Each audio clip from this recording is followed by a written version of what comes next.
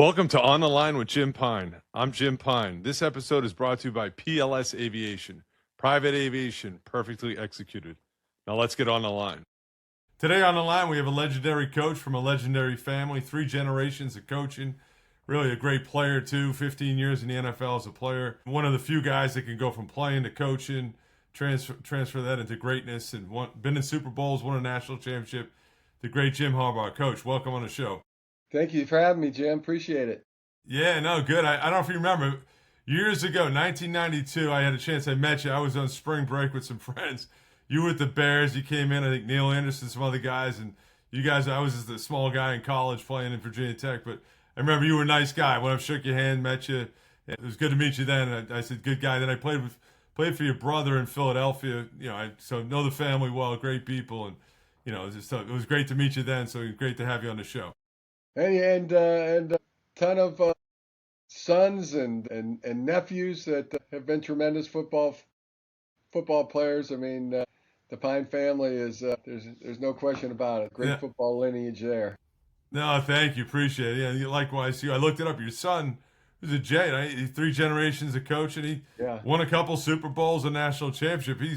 He's on the fast track, man. I like his path, right? You got to be proud of him, right? So proud of him. Jay Harbaugh, my son. He's the special teams coordinator for the Seattle Seahawks, as you mentioned. He Super Bowl champions this past year. He also was a Super Bowl champion when he coached at the Baltimore Ravens in the 2012 season. We won a national championship together. And at Michigan, he is a phenomenal coach, great person, great dad. Just everything. So very proud of him. Yeah, no question. I mean, the family stuff. I've done the history. Talk to your brother. Your dad's 87. Tell me about coaching for your dad in the off seasons. I think you helped with recruiting at Western Kentucky. He won a national championship in '02. Tell me what that was like, because I know the challenges in playing pro football. It's a job. It's a full-time year-round thing. But in the off season kind of went and helped your dad a little bit, or what you do? Oh, that's exactly right. Yeah, there was, it's just what you do for family, with family. There's nothing better. But yeah, there was a point at Western Kentucky where there was a vote to drop the program, and about 1990, somewhere right in there, and I was playing for the Bears at the time, 93. I think it was 90, more like 93. And they had a hiring freeze. They couldn't hire any more coaches, and they had 4 coaches. So, hey, Dad, I got an idea. Why don't you let me hire me as a coach, and I can go out and recruit and help in the spring.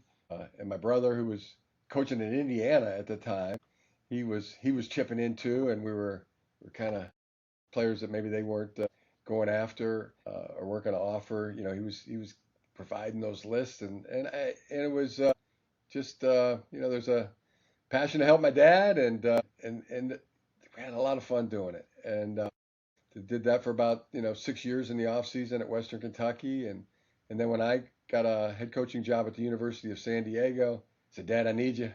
And he dropped everything he was doing at Marquette University as an associate athletic director and came out to San Diego, coached our running backs for the entire 2004 season. And what he brought to our team, to our players, to our staff, what he taught me, incredible is all I can say. And the daily driving to work together, driving home together, talking every single day about the team and coaching and everything personal and professional. I know why father and son, businesses are so productive and so enjoyable. Really one of the times of my life, truly. Sure. No, and enthusiasm unknown to mankind, right? I mean, I Unknown to love this. mankind, Jim. It's otherworldly. It's not of this world. That's right. I love it. No, and I love the story too. At the time, I guess you guys came out. The car wasn't available. Your dad said, "Get the basketballs. 100 on the right, 100 on the left. Yeah. Who's better than us?" Right. That was the Who's whole. got it better than us? Who's got it better than us? I love that. Nobody, Dad. Nobody. And truly, there wasn't. The to be on that team, which was our family. That family team. Yeah, You couldn't have it better. And it's a way of looking at life, no question about it. With a positive attitude. But there's another layer there that whatever your circumstances are, it's like ankle weight sometimes. Yeah. Turning a negative into a positive. We know we got that opportunity to do that. It's going to make us better, whatever the circumstance it is at the current situation. Uh, there's a chance to make it better. Who could have it better than us? Nobody. And then there's another layer of, there is one person that could have us. There is somebody. There are people that could have it better than us. Well, who's that? Future us. If we keep doing right and staying on the trajectory that we're on and staying together. Those lessons all come from Jack Harbaugh. Yeah, no, it's great to have. I was close with my dad. My dad passed. Blessing me, I still have your dad at 87, and I all coached with you in Really? Michigan too, all that stuff. I mean, and John, your brother, has said, I got to understand. And I had my dad for a while, for years. I used to call my dad on the phone. He said, "Go ahead." He'd go ahead with whatever you got going. He knew he could dissect everything great. And I asked your brother. I got to ask you the same thing. To have your dad there as a resource, you got your brother too. Your sister married a coach too, so like. And John said, that's what you guys do. You guys get on the phone and kind of, for a resource, hey, should I hire this coach? Should I fire this guy? Pick this player, not pick this guy? I mean, what does that mean to you in that process? The family's amazing, but to have those resources, a lot of people don't have that. Yeah, it's fill in the blank. It's everything. It's anything and everything, personally, professionally, and it's with your brother, your dad, your brother-in-law, your sister, your mom, that they're all people that 100%. They don't just have your back. They have your back, your front, and sides, both sides.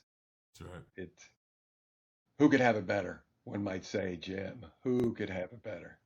Love it. I Love it. feel like nobody. Nobody. That's right. That's right. Hey, and I watched your press conference the other night. You guys won a game big, preseason, and all that stuff. And I watched you on the mic, you mic'd up too, walking around with your players. And I haven't played, and I coached for a few years. I can tell you're a player's coach because you've coached, you played before, now you coach. You're calling out guys' names by name in press conferences. You're giving guys credit. You're giving that stuff. That doesn't happen. That's rare. I mean, you've been around coaching a bunch, but you played too. Then watching you mic'd up, walk around the practice, the guys are coming up to you. They can relate. You can relate to them. That's a huge asset. And the biggest thing I see, in business too, is that the guys respect you. They like you. They'll play for you. They respect what you did and what you do. And that's different. I've been around a lot of coaches who didn't play really high levels, and that's a different path. But an asset you have is that you played. And do you notice that? Is that something you play into because you know what it's like to be a player? Yeah, maybe sometimes for sure. I think the thing I noticed the most is that I love football, and I love people that love football, and people that love football, they seem to like me back, and then we roll. And I love having fun.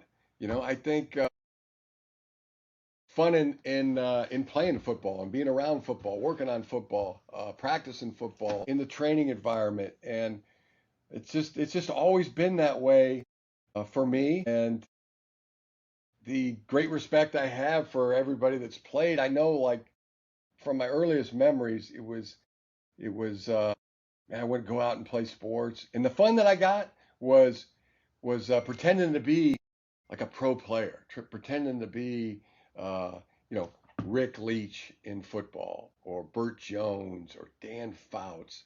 And then when it came to hockey season, I pretended to be Gordie Howe or Bobby Orr. Basketball, it was like George Gervin, Larry Bird. Tried Magic Johnson type of passes and shots. And baseball, it was Mark the Bird Fidrich. It was him for a couple seasons. Both in practice and games. One A whole half season, I was Al Harbosky. I think I even taped my eye open for one game and would hit the mitt. But that was how I had fun, pretending to be in Super Bowls or Thanksgiving Day games, NFL, you know, aspiring for that. But it's so important to me that people got to have fun playing sports. I mean, there's a level of energy, there's a level of that you can't reach, you can't tap into unless you're having fun with what you do. And people I respect the most are the ones that they love it. It's not that they have to train or practice or you know play football, which is really hard to do. It can be very unfair, unforgiving type of sport, but they feel like they get to, and there's an unbelievable sense of joy that comes with that. So that's what I relate to, um, and it's also cool too. Once I became a pro player, like yeah, there's probably still pretending to be Joe Montana and then when it clicks in, like okay, this is my game. I get to actually pretend to be me, uh, and go out there every day in the practice. I get to be, myself. That was a level of fun that was just like, whoa, like nobody should be able to have this much fun. So, yeah, do I try to instill that and try to yeah, I do because it's infectious. And the guys I gravitate to the most are the ones that just see it the same way, and you know it when you after one practice or one training session where you watch them go in and compete, and yeah, gosh, you did five reps at 115. I want to do five dumbbell reps at 115. Kind of picture same as when you were back in 13, 14-year olds when you first started lifting weights, and you know Brett Bokirk had a bench press in his garage and some dumbbells, and man, let's go over and train in the garage. I mean, it's still that feeling that I have. It's just competing and just really loving what you're doing and having a tremendous gratitude for it. It's always been there for me for football. I love it. Sure, yeah, no, the passion, you can see it. You're in it, the energy, the enthusiasm, like your dad said. I guess your dad, besides everything, what did you learn from your dad that you still do today, like in your daily job? You're there at the office, you're coaching, you're going out to practice. What's something you're doing on a daily that you say, hey, Dad did this, I'm doing this. He taught me this, I'm doing this. I mean the top things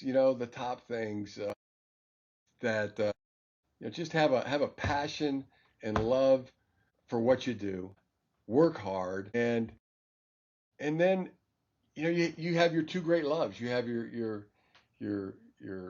family at home and your family at work, and those are your two great loves, and you're just doing anything and everything you can to help those two families be the best version of themselves. And it's it's that's what those three things, try to Sure. emulate and do every single day. Great story your brother told me was you guys shared a room for 17 years. That's what he said. That's close, right? I had a brother too who's 13 months older than me, so we were together all the time, shared the room. I know that bond. So you guys shared a room 17 years. He said he was a spender, you were a saver. He'd be spending money on dilly bars or whatever is what he said, right? He said, but you would know about right when he was out of money, you had maybe $50. You'd lay it all across the bed to let him know how much money you had and all that stuff. Is that story true, by the way? Yeah, yeah. There's a ton. I mean, that is true. That's a true story. I like to, you know, my grandpa Joe Sapiti. He came over from Italy when he was 4 years old on a boat, and he went through sixth grade and then had to get a full-time job. I mean, he had to become work in a filling station, become a mechanic, one of the best in Eastern Ohio, in Cleveland, Ohio, and then worked his way up, had his own filling station, and then burned down, and there was no insurance. He had to go back to work, and then he ended up buying a nursery in in Cleveland, Sapedi Nursery. The work ethic that was poured into us from Joe Sapedi, Bill Harbaugh, who worked on the railroad, Jack Harbaugh, Jackie Harbaugh, all my aunts, all my uncles, to see them at all times doing anything and everything for their family, and the work ethic that they were going to do. They were going to do the best they could with what they had, and it was all about the family. And that's just like ingrained. And so yeah, inspired, ingrained, and that's how you do it.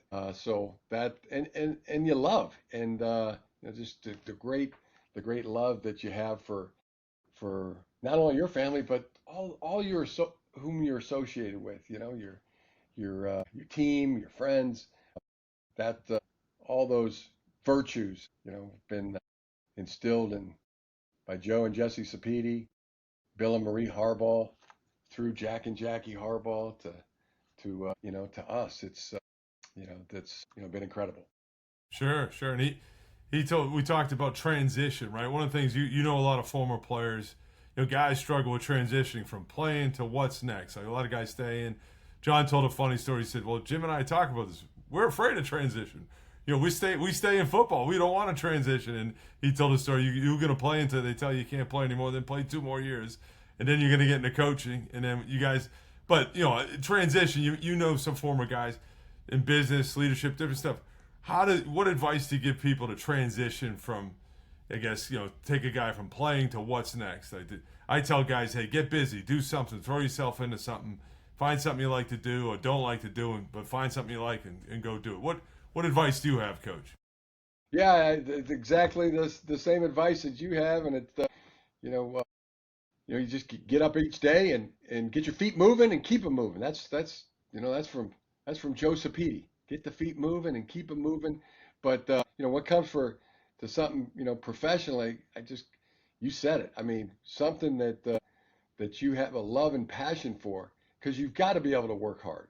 If you don't have a love and passion for what you're doing, you're gonna get outworked.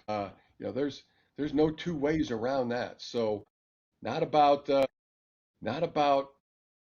I mean, it could be about other things, but I mean, number one, do what you love and have a passion for. Sure. And then adversity. We all face adversity. You've faced adversity in your life in the past. You're going to face adversity.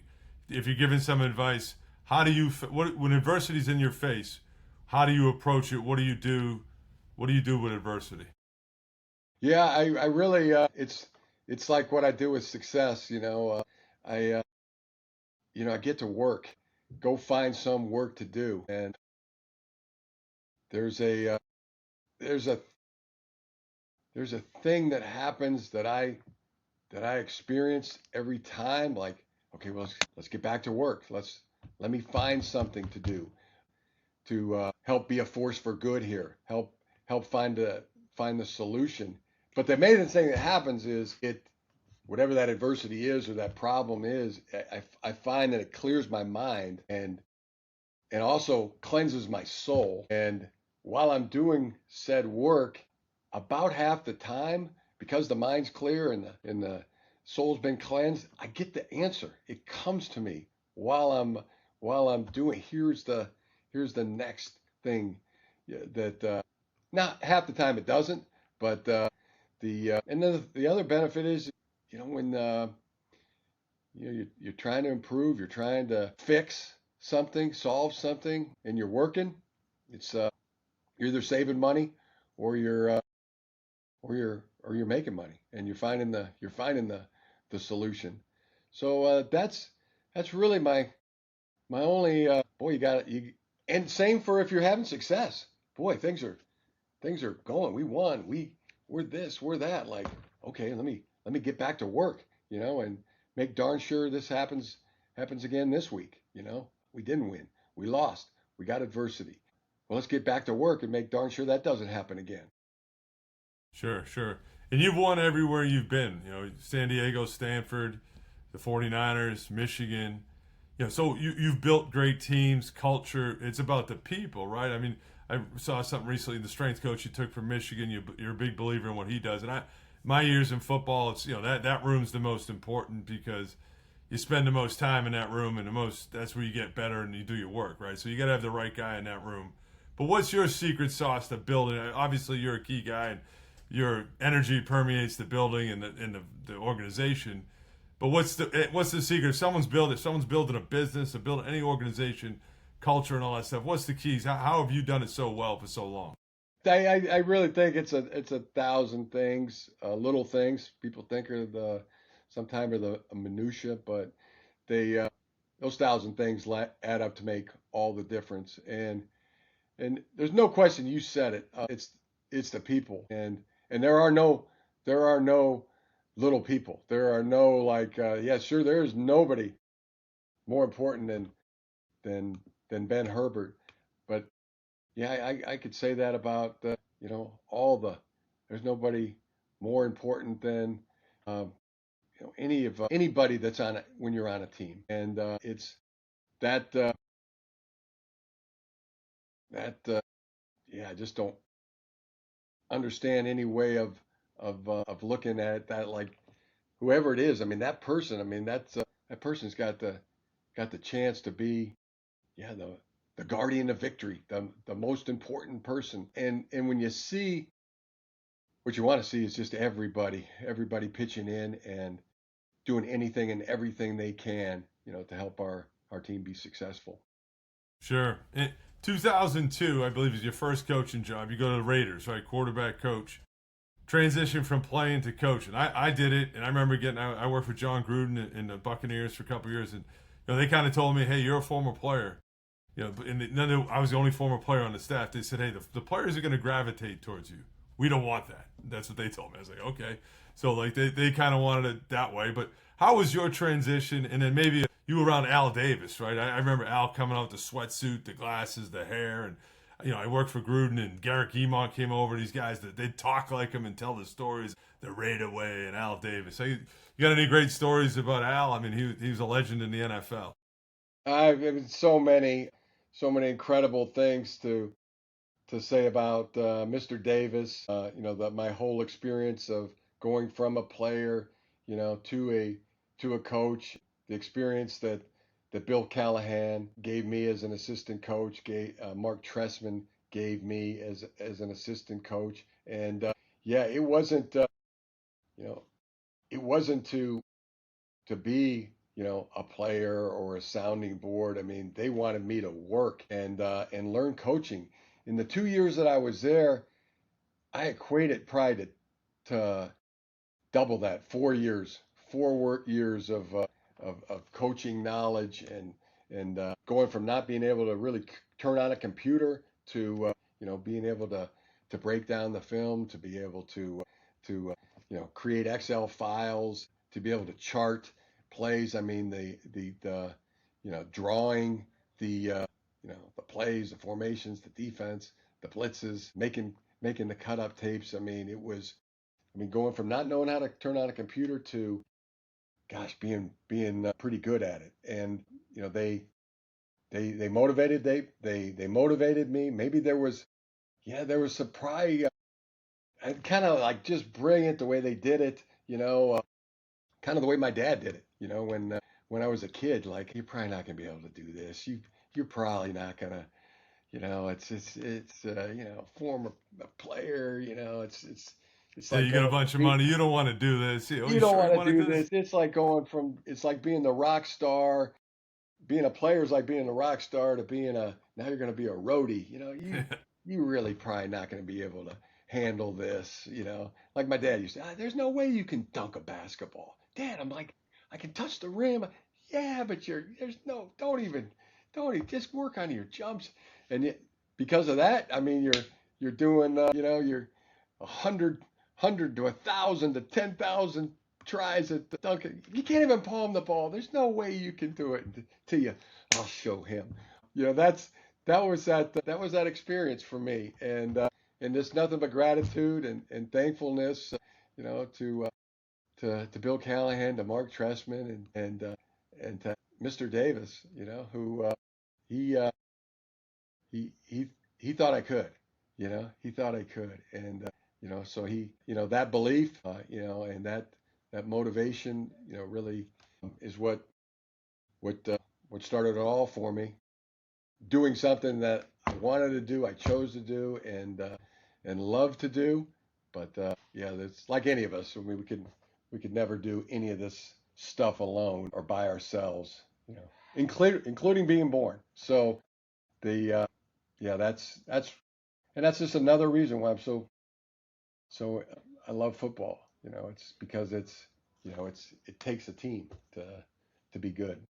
Yeah, no, and I remember that '02 season. I got hired. I finished playing for your brother in Philly and all that stuff. Then I go to Gruden hired me. I was a grunt, just like you said. I was grinding, doing the breakdown stuff, and they were doing the same thing to me. Oh, you don't want to do this. This isn't for you, and all that stuff. But I love football, so I was around it. And it's just funny, like they did the Oakland trade, Gruden down to Tampa, and all that. And if ironically, you guys, Gannon's the MVP. You already had a great year and stuff, and you guys number one on offense. That Super Bowl, I remember vividly because I got hired right after it. I was in Tampa, and I remember they handed out the rings, all that stuff, right? I mean, Tampa won, but the irony of the thing was like Gruden he's a maniac coach, offensive coach. He ran the scout team that week for the Super Bowl preparing because I think Bill Callahan and those guys had the same system. He was running the same plays, the signals, and I know that game. I wondered, did it feel like the Bucks had the test answers because it was they kind of had all the signals and calls. I think there was a lot of turnovers in that game. It's just an interesting fact. I don't know if you saw it that way or not. I saw our team had an incredible year. I mean, gave it everything that we could. We didn't win that one. It left a bruise. That was I remember it as competition at the highest. It doesn't Sure. doesn't get any higher, and it motivates you. It motivates you to come back and just want that feeling, that goal of being world champions. But it's hard, and it's hard. I tell people, yeah, it's sometimes it's unforgiving, it's unfair, really hard. Wish it was easy, but it's not. And that's the thing I think that makes it most memorable. You just get in there, you give it your very best. Give it your very best. That way you're going to feel good about what you accomplish. And then next is get better. You know, work. You want to get better at something? Work a little bit harder at it and never give up. That's the motto. Love it. Hey, got last few things. So, talk to Dan Quinn, coach of the Commanders. He told a story about when he was at the Falcons. He was coaching against Belichick in the Super Bowl, right? I know you. I looked it up. You were 1-0 against Bill Belichick.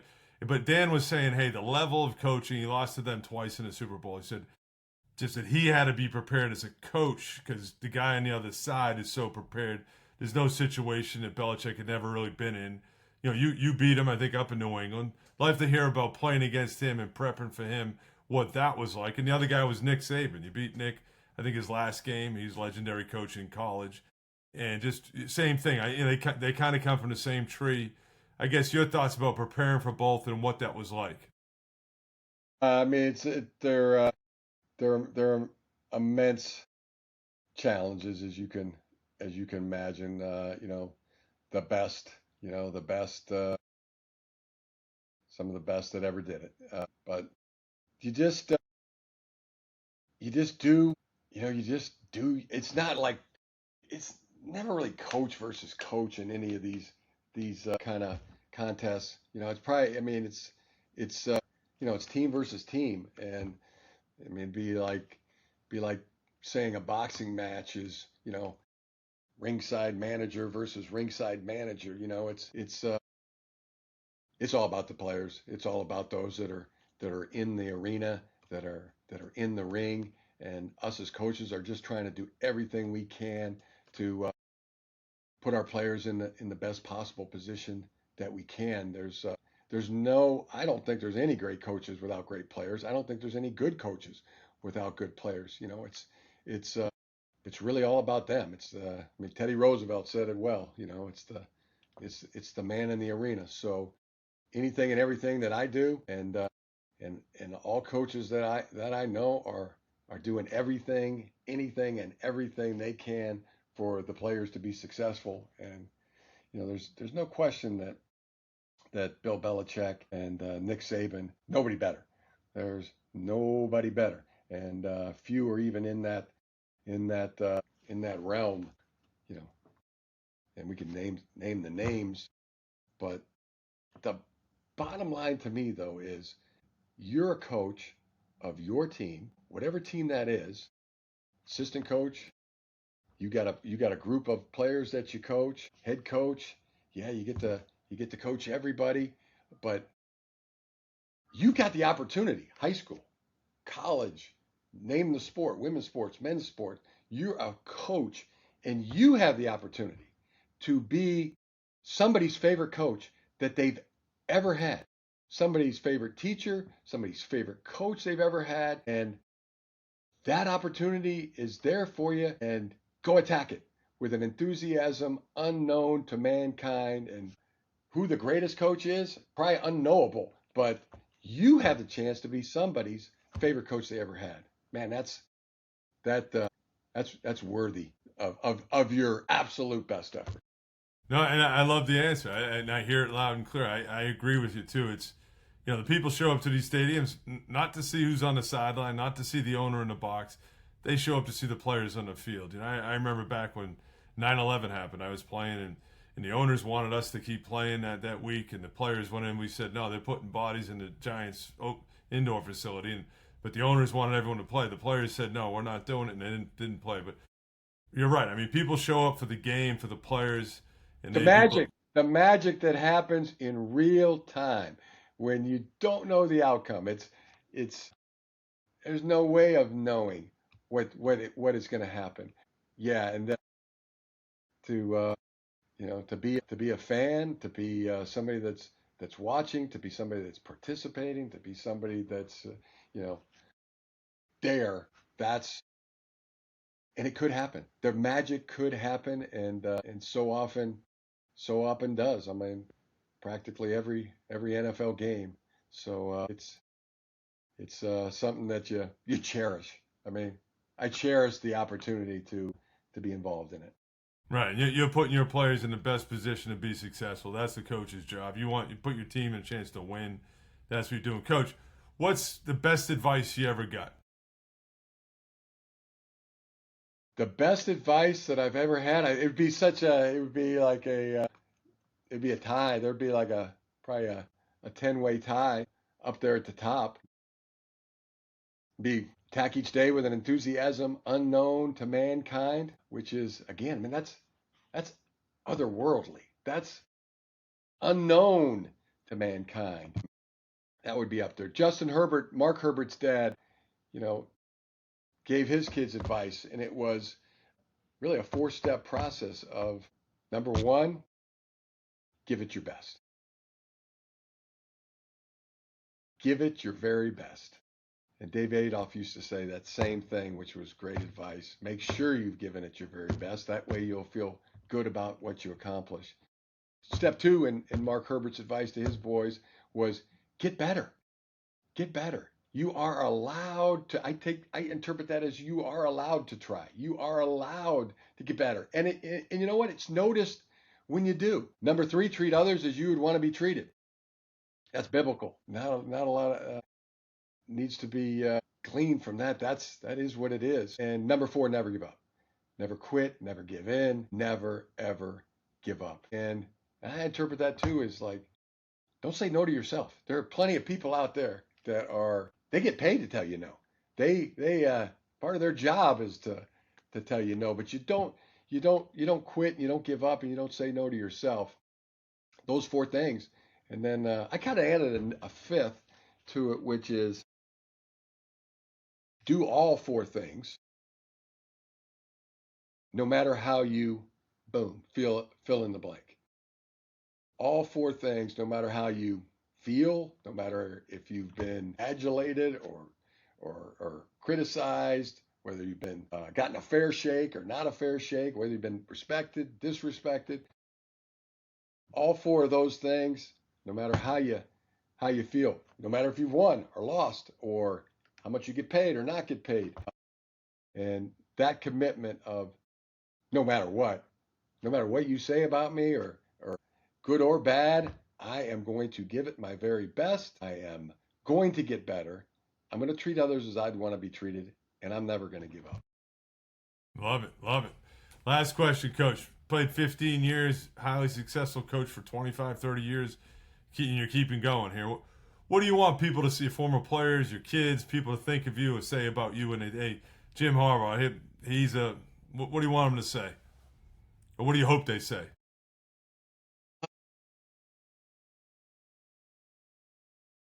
I yeah I I don't people what my yeah my they were proud of me. You know, he he did good. He gave it his very best, and yeah, I love him. And it's those people that know you that that's how I want them to feel about me. Yeah, he did good. He was a he was a force. He was a force for good in my life. And those that I coach, yeah, I'm aspiring to be their favorite coach, their favorite teacher. My kids at home, I want to be their yeah, I want to be their favorite dad. I guess maybe that sounds kind of funny because they're only dad, but yeah, I want to, and those things. Yeah. Awesome. And No, he absolutely. was And he did go good. ahead. He did good. That's important to me. He did. And nobody's been better than you, Coach. You played 15, you coach in national championship, been in Super Bowls. You're going to win one here soon, I'm sure.